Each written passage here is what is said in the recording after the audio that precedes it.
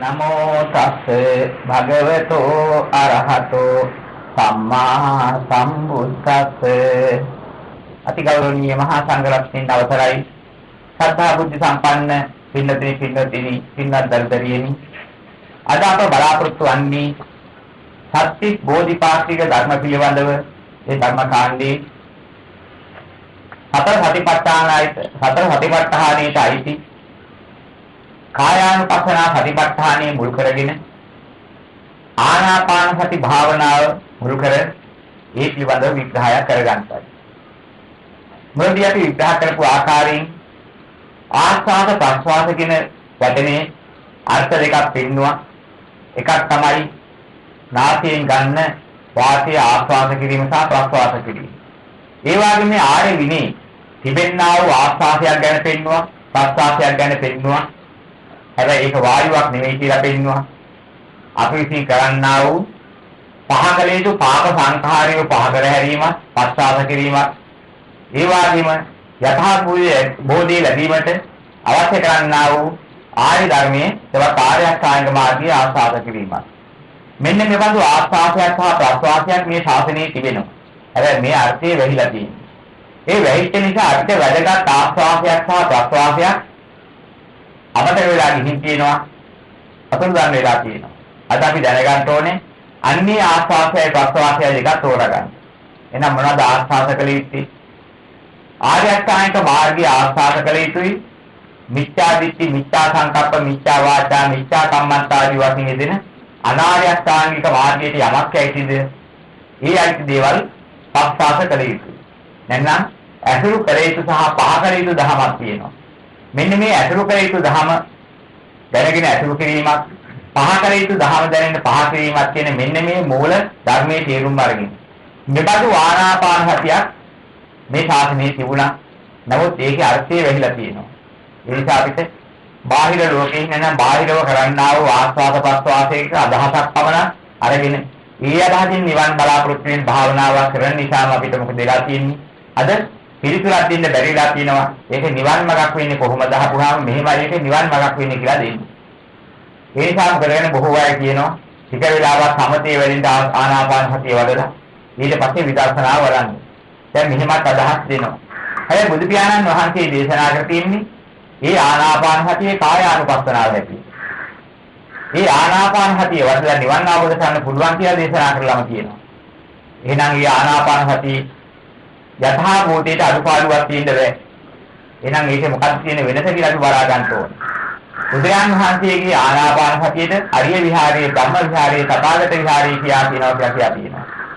ඒ වගේම ආස්වාදවාදී කියනවා නම් උන්වහන්සේ ආස්වාදවාදී කියන්නේ හේතුව මොකද්ද?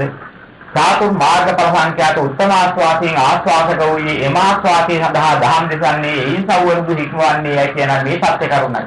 මේ ආදි වශයෙන් දේශනා කරපෙන්නවා. එහෙනම් අපි දැනගන්න ඕනේ නිවන් දකින්න කොමක් ආස්වාද කළ යුතුද? ආස්වාද කියන වචනයෙන් පෙන්නන්නේ අරගත යුතුද කියන එකයි. පස්වාද කළ යුතු කියන්නේ පහ කළ යුතුද? එහෙනම් මොනවද පහ කරන්න ඕනේ, මොනවද අරගන්න ඕනේ? ආර්ය අෂ්ටාංගික මාර්ගයෙන් පෙන්වන්නා වූ නිවන් දකින්න පෙන්වන ධර්ම මාර්ගය අරගන්න ඕනේ. අනාර්ය අෂ්ටාංගික මාර්ගයවත් මේ පිටත් ප්‍රතිබෙන්නා වූ බාහිර ලෝකයට අහු වෙන ලෝකයේ අතුරු වෙන මාර්ගය පහ කරගන්න ඕනේ. මෙන්න මේ පහ කර ගැනීම අරගැනීමේ වැඩපිළිවෙල තෝරාගත්තාම මේකට කියනවා මේ ශාසනයේ ආනාපාන වැඩපිළිවෙල. මෙන්න මේකෙදි අර හුස්ම ගැනීමේ ඇරීමේ කාර්යයක් අපි අරගෙන මේකෙනම් ගන්න පුළුවන් ක්‍රමයක් තියෙනවා. ඒක අපි දැනගන්න ඕනේ මෙන්න මෙහෙමදී. අපි ඉතින් ඉස්සෙල්ලාම ආනාපාන කියන්නේ මොකක්ද කියලා ධම්මාර්ථයෙන් තේරුම් ගත්තාට පස්සේ අපිට තේරෙනවා. මොනවද අපි පහ කළ යුත්තේ? යමක් නිසා රාගය හට ගන්නවා නම්, ද්වේෂය හට ගන්නවා නම්, මෝහය හට ගන්නවා නම් අන්නේ වැඩ පිළිවෙල පහ කළ යුතුයි, පස්වාස කළ යුතුයි. යමක් නිසා රාගක්ෂේත හේතු වෙනවා නම්, ද්වේෂක්ෂේත හේතු වෙනවා නම්, මෝහක්ෂේත හේතු වෙනවා නම්, ඉතින් නැත්නම් නිවනට හේතු වෙනවා නම් අන්නේක මනසියෙන් තේරුම් ගන්න නිතර අසුරු කළ යුතුයි. ආස්වාද කළ යුතුයි. මෙන්න මේ ආස්වාදයයි පස්වාසයයි තේරුම් අරගෙන දැන් අපි මේ භාවනාවට බැස්සොත් අපිට පුළුවන් වෙනවා ප්‍රතිඵලයක් ලබන්න. දැන් අපි බලමු එහෙනම් අර එක තැනක ඉඳගෙන හුස්ම ගැනීමේ ඇරීමේ වැඩ පිළිවෙල තුළ ඔය භාවනාව නැද්ද? ඔය ආනාපාන සතිය නැද්ද කියලා. හුස්ම ගැනීම, හැරීම, ආනාපාන කියන වචනේ ගන්න එකට අයින් කරලා අපි ගත් එක තමයි වෙන්නේ. අනාර්ය අෂ්ටාංගික මාර්ගයේ පස්වාස කළ යුතුයි, ආර්ය අෂ්ටාංගික මාර්ගයේ ආස්වාද කළ යුතුයි. එන ආර්ය අෂ්ටාංගික මාර්ගයේ ආස්වාද කිරීමේ පූර්ව භාග නුවණ දැන් පහළ වෙලා තියෙන්නේ. කොහොමද නිසාද? මේ ලෝකයේ තුල අනිත්‍යයි දුක්ඛයි අනාත්මයි කියන ධර්මතාවයෙන් පිට කිසි දෙයක් නැහැ. එන අසාරවිතක් සාරත්වයක් නැහැ කියලා දැකලා ඉවරයි. අසාර වන්නා ලෝකයේ අත්හැරීම නොවන මෙදී මහරවට වෙන සැනසීමක් නැහැ කියලා දැකලා ඉවරයි. එහෙනම් මොකද කරන්න ඕනේ? අන්නේ සඳහා උපක්‍රම මාර්ගයක් අපිට හම්බෙනා මේ කර්මස්ථානේ. කොහොමද ඒක දැනගන්නේ? දැන් අපි අහනවා මොනවද බලන්න එහෙම ආසද? මත්නම් කිසි දෙයක් බලන්න ආසාවක් නැහැ. ආවට ගියට අපි උත්තරයක් දෙනවා. එහෙනම් පොඩ්ඩක් ඉන්න කියලා ඇස් දෙක බදිනවා. යම් කිසි දෙවිපතියකින් හෝ එවන් දෙයක්. බදරති බඩ පස්සේ මොකද ඉන්නේ විනාඩි 2ක් ඉන්නකොට 3ක් ඉන්නකොට අපිට තේරෙන්න පටන් ගන්නවා. බලන්න නැතුව ඉන්න බෑ. එහෙනම් බලන්න කොච්චර ආසාවක් තියනද මට බලන්න ආසාවක් නැහැ කි. මොනවා හරි එහෙන් බලලා දැනගන්න තිබිච්ච ආසාවල් පොඩ්ඩක්. ඒ නිසා විනාඩි 5ක් ඇස් දෙක බදලා තිබ්බොත් එහෙම හරි අමාරුයි ඉන්න. කොච්චරක් ලියන්න බලනවා බලන්න ඕනේ. අහන්න ආසාවද?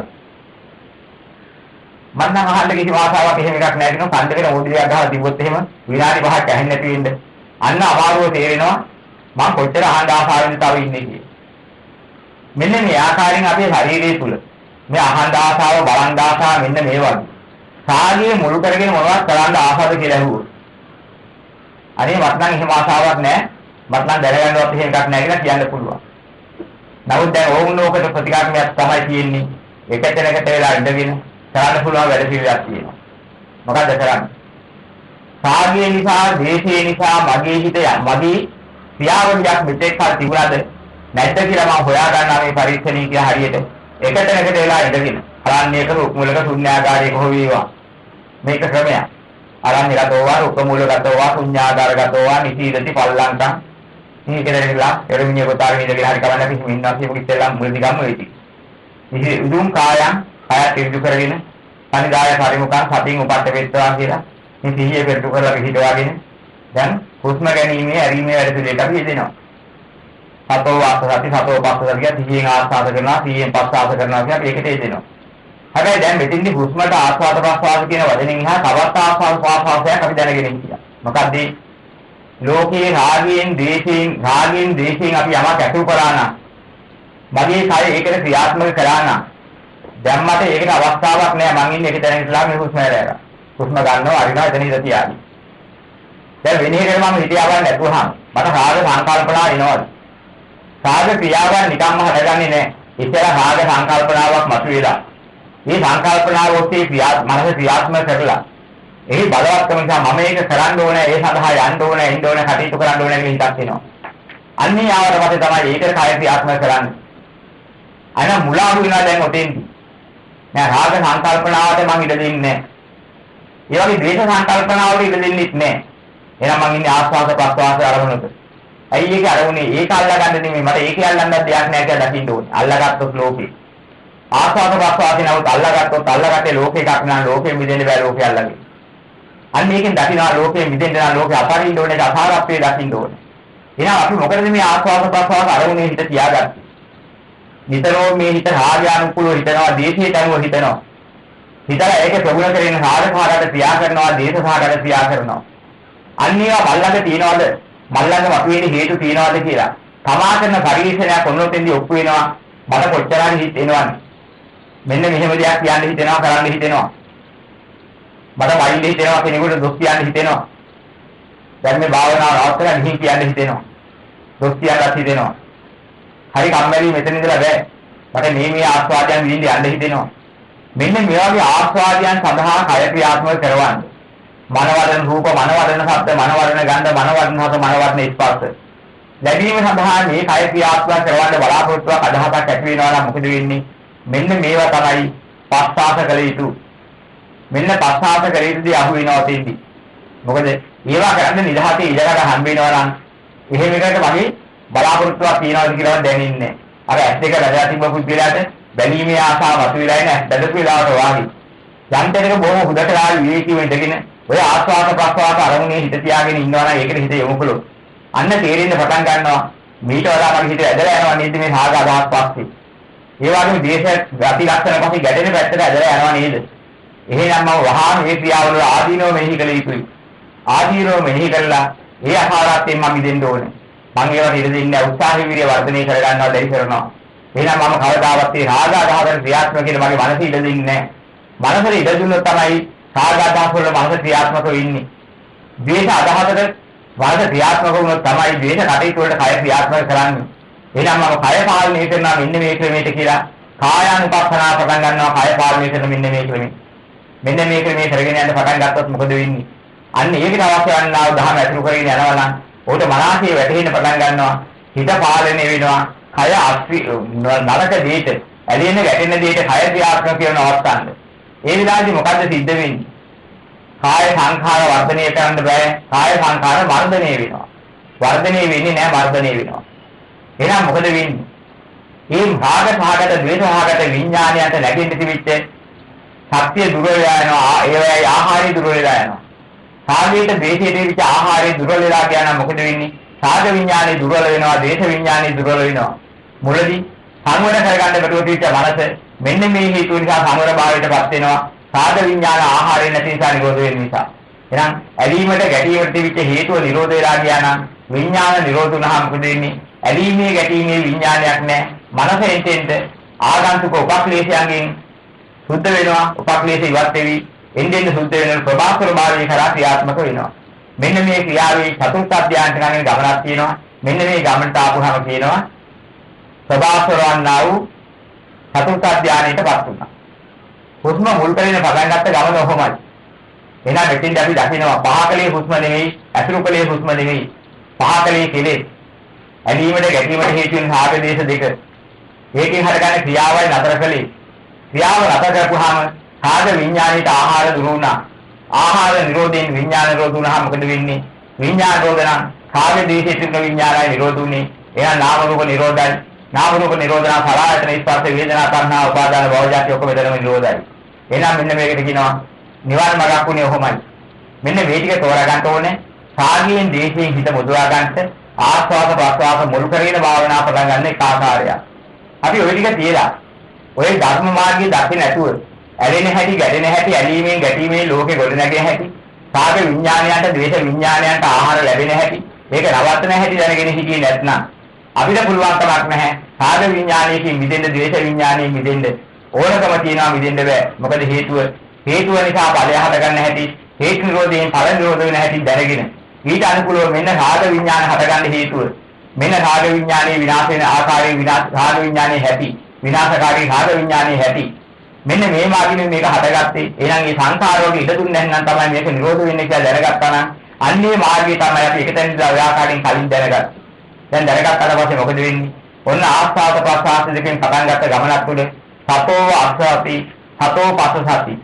සිහියෙන් ආස්වාද කළා සිහියෙන් පස්සාස කළා. හැබැයි අපි ලෝක සම්මතියේ තියෙන හුලඟ මෙතන අපි සිද්ධ කළේ මොකද්ද? සතියෙන් ආස්වාද කළේ ඇලීමේ හේතුව නම් ඇලීමේ ආදීනෝ දැක්කා. ඇලීමේ ආදීනෝ සිහි කරලා ගැටීමේ ආදීනෝ සිහි කරලා ඒ ඇලීමෙන් ගැටීමෙන් නික්ම ගොස් යනා වූ නිවන් දැකීමේ ආනිසංස සිහි කරලා මෙන්න මේ නිසා වර්ධනය කරගත්තා. දැනගත්ත ක්‍රමයක් මොකද්ද? ඇලීම ගැටීම ක්‍රියාත්මක කළොත් ආහාර ගොඩ නැගෙනවා. ආහාර ගොඩ නැගුණොත් විඥාන ගොඩ නැගෙනවා. ආහාර නිරෝධ කළොත් විඥාන නිරෝධ වෙනවා. එහෙනම් අපිට ලේසි පහසු ක්‍රමේ මම කැමැත්තෙන් කරා අකමැත්තෙන් කරා මෙන්න මේ විදිය කළොත් මේකෙන් මිදෙනවා. එහෙනම් කැමැත්තෙන් කළා හෝ අකමැත්තෙන් කළා හෝ වැඩෙන ධම්ම මාර්ගය බුදුරජාණන් වහන්සේ නිවන් දකින්න දේශනා කළා. කැමැත්තෙන් හෝ අදානාගත මේක හරියනවා. සතුටෙන් එකක් හරියනවා. මොකක් නිසාද? ආහාරය නිසා හට ගන්නවා. ආහාර නිරෝධ කළොත් අදාගාන නිරෝධ කළත් විඥාන නිරෝධ වෙනවා. දුක් වෙන්නේ උනත් ආහාරයෙන් දුන්නේ නැත්නම් විඥාන නිරෝධ වෙනවා. සතුටෙන් හෝ චිත්ත ප්‍රහාදයෙන් ආහාර නොදී වැයක් උනත් විඥාන නිරෝධ වෙනවා. එහෙනම් මේක එක්තරා විදිහට නිවන් දැකීම තිබෙන ප්‍රායෝගික ක්‍රියා ධර්මයක්. මෙන්න මේ ක්‍රියාකලාපي අනුගමනය කරනකොට තමයි අපිට පුළුවන්කම ලැබෙන්නේ මෙබඳු ආකාරයෙන් සසරින් මිදීමට හිත පාරිශුද්ධිය ඇති කර ගැනීමට නිවන් මාර්ගට හිත මෙහෙයවන්ට ක්‍රමය ලබා ගන්න හැටි. දැන් මෙන්න මේ ක්‍රමය අනුගමනය කරගෙන යනකොට දැනගත යුතු විශේෂ දෙයක් තියෙනවා. දැන් මේ හුස්ම කියන්නේ මොනවද? ආස්වාද ප්‍රස්වාසයෝ කාය සංකාරයි. මේ බුදු පියාණන් වහන්සේ දේශනා කරපු ධර්මයේ තුල ආස්වාද ප්‍රස්වාසයන් කියන තව නමක් තමයි ආස්වාද ප්‍රස්වාසයෝ කාය සංකාරයි. කාය සංචේතනා කාය සංකාරා තව ක්‍රමයක්. ආස්වාද ප්‍රස්වාස කාය සංකාරා මේ තව ක්‍රමයක්. කාය සංකාර ගැන කියවෙනකොට අභිධර්මයේ අයිති යවක ප්‍රකරණේ කියනවා මෙන්න මෙහෙම පස්සේ විසඳලා. කාය සංඛාර වේද කාය සංඛාර කාය වේද. කාය වේ කාය සංඛාර නොවේ. කාය සංඛාර වේ කාය නොවේ. දැන් හරි වැදගත් දෙයක් තියෙනවා අපි. එහෙනම් කායයි කාය සංඛාරයි වෙන් කරගන්න ඕනේ. ආස්වාද ප්‍රස්වාද කරන වාතයේ වායෝ කාය. කාය සංඛාර නොවේ නම් වාතයේ කාය සංඛාර. ආස්වාද ප්‍රස්වාදයේ කාය සංඛාරය කියලා ආරෙවිනේ ආස්වාද ප්‍රස්වාද වලට කියනවා කාය සංඛාර. කාය සංඛාර කාය නෙමෙයි නම් බුදුරජාණන් වහන්සේ දේශනා කරපු ආස්වාද ප්‍රස්වාදයේ කාය නෙමෙයි. ඒවා කාය සංඛාර. කාය සංඛාර කොහෙද හටගන්නේ? රූප ඇසුරු කරගෙන හටගත්තත් කාය සංඛාර කියන්නේ නාම කොටසයි චේතනාව. කාමයට ද්වේෂයට කය ක්‍රියාත්මක කරවන්නේ යම් කිසි කායික මානසික වශයෙන් ක්‍රියා චේතනාවක් හටගෙන ආරම්භයලා පටන් ගත්තා නම් කාය සංඛාර ආරම්භ වෙනවා. අන්නී බඳු වන්නා වූ චේතනාවකින් කය ක්‍රියාත්මක කරන චේතනාවකින් හිතකින් කාගේට කය ක්‍රියාත්මක කෙරෙවුවා නම් ද්වේෂය සඳහා කය ක්‍රියාත්මක කෙරෙවුවා නම් අන්නේ ක්‍රියාවක් සමග බැඳිලා නාම ධර්මයක් හට ගන්නවා. චේතනාව වශයෙන් කාගේට ගැළපෙන ද්වේෂයට ගැළපෙන ක්‍රියා චේතනා. මෙන්න මේකයි සංසිඳවන්න ඕනේ. ඒකයි කියේ සබ්බකාය පටිසංවේදී අත්ථිස්සාමිති හික්කති සබ්බකාය පටිසංවේදී පස්සසිස්සාමිති හික්කති. මේ හික්කනේ කරගන්නේ කොහොමද? ඉතලා මනසේ දකින්න ඕන මේ ටික. මෙන්න කාය සකස් වෙන හැටි. මෙන්න මේ හටගන්නේ මේ සංඛාර වලින්. අන්න දැක්කට පස්සේ පස්සම්බයං කාය සංඛාරං අත්ථිස්සාමිති හික්කති. ඔන්න ඒ කාය සංඛාර පහ කිරීමට කුමක්ද අසුර කරන්න ඕනේ? කායයන්ගේ ආදීනව දකින්න ඕනේ. මේ කාය සංඛාරයන්ගේ ආදීනව දකින්න ඕනේ. ආදීනව දැකලා මොකද කරන්නේ? අන්නේ ආදීනව දකින්න දහම අසුර කරපුවාම මොකද වෙන්නේ? පස්සම්බයං කාය සංඛාරං පස්සසිස්සාමිති හික්කති කියන ආකාරයෙන් මේ කාය සංඛාර පහ වෙනවා. කාය සංඛාරකේ වාසී නෙවෙයි. යම්කිසි ඇලීමට ගැටීමට කය ක්‍රියාත්මක කරන යම් හිතවිලි පටන් ගත්තා නම් චේතනා ගොඩ නැගුණා නම් මෙන්න මේ කාය සංඛාරයේ පහළලා ශික්ෂණයටපත් වෙනවා. අන්න එහෙනම් කාගක්ෂේ මාත්‍රයක් වුණා නම් ඒ නිවනයි, ද්වේෂක්ෂේ මාත්‍රයක් වුණා නම් ඒක නිවනයි. එහෙනම් බාහිර ලෝකයේ ක්‍රියාකාරකම පහ කියලා නෙමෙයි අපි නිවන් ආවුඩ කරන්නේ අභ්‍යන්තර චිත්ත පාරිශුද්ධිය ඇති කරලා. එහෙනම් තේරුම් අරගන්න ඕනේ මෙතෙන්දි සිද්ධ වෙන්නේ මොකද්ද? මේ ආනාපාන සතිය තුළින් අභ්‍යන්තර චිත්ත පාරිශුද්ධිය ඇති වෙන්නේ කාය සංඛාර තෝරාගෙන ඉන්න ඕනේ. කාය සංඛාර නෙමෙයි. එහෙනම් වාතේ නෙමෙයි මේ කිව්වේ. වාතේ මුල් කරගෙන නෙමෙයි මේ කියන්නේ. කය ක්‍රියාත්මක කරනවා. කය ක්‍රියාත්මක කරන්නා වැඩ පිළිවෙලක් තියෙනවා. අන්‍යයකට කියනවා හිතෙන් කරන වැඩ පිළිවෙල කාය සංඛාර. කාය සංඛාර ගොඩනැගුවොත් තමයි විඥාන වලට මුල පිරෙන්නේ. එහෙනම් කාය සංඛාර වනාසී දැනෙන පහකට දැම්මොත් මෙන්න මේ ආකාරයෙන් ඒකේ මිදීමේ හැකියාව ලැබෙනවා. එහෙනම් මේ ටික කරනකොට මොකද්ද සිද්ධ වෙන්නේ? ඥාන ලැබෙනවා. ඒ මොකද්ද කිව්වේ? ඥාන ලැබෙන ක්‍රමයක් තියෙනවා. දැන් අපි දැනගන්න ඕනේ මෙන්න මේ ආනාපාන සති භාවනාව කරගෙන යනකොට සම්මා සමාධිය ගොඩනැගිලා යන ආකාරය අපි බලාපොරොත්තු වෙමු. අන්නේ සම්මා සමාධිය ගොඩනැගිලා යථාර්ථයට එන හැටි අන්න ඒකට අපිට දැනගන්න පුළුවන් සම්මා සමාධිය තුළින් නිවන් සාක්ෂාත් කිරීමේ මඟ පාදා ගන්න හැටි. ඒක දැනගන්න ඕනේ. ප්‍රථම ධානයේ තියනවාද? ප්‍රථම ධානයේ අනුගමනය කරලා අපි ප්‍රථම ධානයේ ලබා ගන්න කොහොමද මේ ආර්ය මාර්ගය අනුගමනය කරලා කියලා අපි හොනින් තේරුම් අරගන්න ඕනේ. එහෙනම් මෙතෙන්දී එක දෙයක් සිද්ධ වෙනවා. මොකද්ද සිද්ධ වෙන්නේ? අපිට රාග සහගත, ද්වේෂ සහගත සිතිවිලි ක්‍රමක්‍රමයෙන් ඈත් වෙනකොට, මේ පැත්තෙන් සංසිඳිලි යනකොට, රාගය නිසා හටගත් දාහයේ, ද්වේෂය නිසා හටගත් දාහයේ දුරු වෙලා යන්න මනස නිදහස් වෙනවා. නිදහස් මානසිකත්වයේ නිරාමිෂ සුවයටපත් වෙනවා. මෙන්න මේ නිරාමිෂ සුවය එනකොට, නිරාමිෂ ප්‍රීතිය නිසා මේ නිරාමිෂ සුවය ඇති වෙන්නේ. අන්නේ නිරාමිෂ ප්‍රීතියේ නිරාමිෂ සුවයටපත් වෙනකොට සුඛිනෝ සමාධියී කිය සමාධිය කරා ගමන් කරනවා මානසිකත්වයේ උදා වෙනවා. එහෙනම් දකින්න ඕනේ මෙන්න මේ මානසිකත්වයේ උදා කරගන්න මොකද අපි කරන්න ඕනේ? ඉතින්ලා මේ භාවනාව කරගෙන යනකොට අපිට වරදක් නැති බවට පත්තුණු ප්‍රීතිය නැගින්න පටන් ගන්නවා. පෙර අපිට කාම අදහස් නැగి තියෙනකොට ඒවා පළවෙනි වෙලා තියෙනකොට ඒ අදහස්ම මුල් වෙලා හිත භාවනාවේ පිහිටවගෙන ඉන්න බෑ. ඒ වෙලාවේදී මොකද වෙන්නේ? හිත හැම වෙලේම දුවන්න පටන් ගන්නවා. ඒ බාහිර රාගය සඳහා, ද්වේෂය සඳහා කටයුතු කරන්න.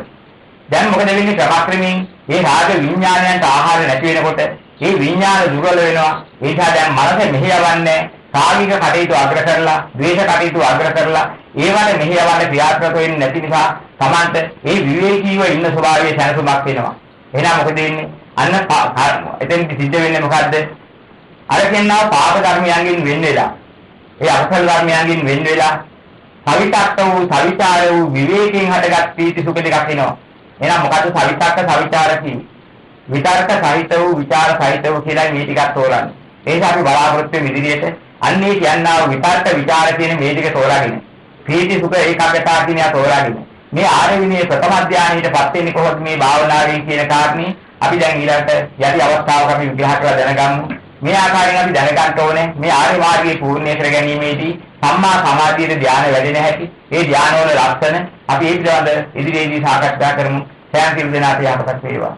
චිත්තාවතාදම් හේහි සම්බතං පුඤ්ඤ සම්පදං සබ්බේ දේවා අනුමෝදන්තු සබ්බේ භූතා අනුමෝදන්තු සබ්බේ සත්තා අනුමෝදන්තු සබ්බ සම්පත්ති සිද්ධියා